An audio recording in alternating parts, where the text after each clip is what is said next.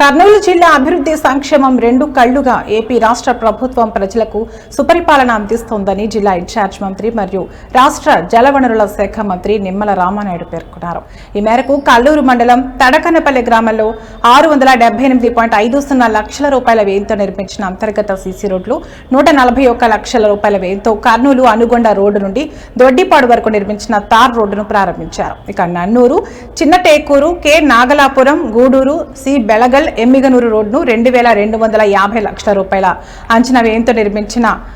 రహదారిని నిమ్మల ప్రారంభించారు. 40 లక్షల రూపాయల వ్యయంతో NH 40 నుండి నన్నూరు ఎస్సీ కాలనీ చర్చి వరకు చేపట్టనున్న బీటీ రోడ్డు పునర్నిర్మాణం పనులకు మంత్రి నిమ్మల రామానాయుడు శంకుస్థాపన చేశారు. ఈ కార్యక్రమంలో కర్నూలు ఎంపీ బస్తిపాటి నాగరాజు, పాణ్యం ఎమ్మెల్యే గౌరు చరిత, జిల్లా కలెక్టర్ పి రంజిత్ బాషా పాల్గొన్నారు. ఈ సందర్భంగా మాట్లాడిన నిమ్మల, తడకనపల్లి గ్రామం ఆంధ్రప్రదేశ్ రాష్ట్రానికే కాకుండా యావత్తు భారతదేశానికి స్ఫూర్తిదాయకంగా నిలిచిందన్నారు. కూటమి ప్రభుత్వం ఏర్పడిన సంవత్సర కాలంలోనే ఒకవైపు అభివృద్ధి, మరోవైపు సంక్షేమానికి ప్రాధాన్యత ఇస్తున్నామన్నారు నిమ్మల రామానాయుడు.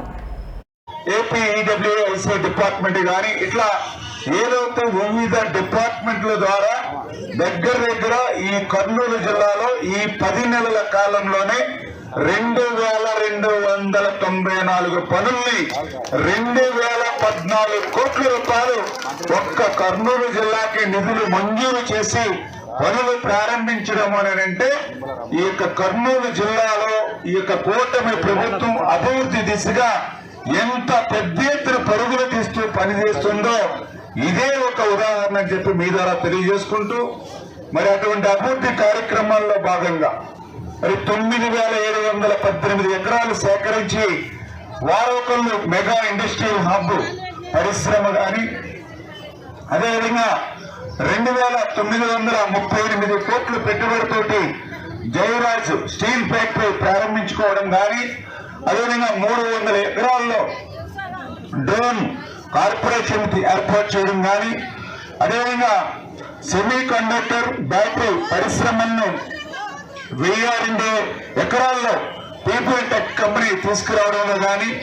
320 కోట్ల రూపాయలతోటి మరి జియో మైసూర్ గోల్డ్ మైనింగ్ పరిశ్రమని కర్నూలులో చేపట్టడం కానీ, అదేవిధంగా టమాటో ప్రాసెసింగ్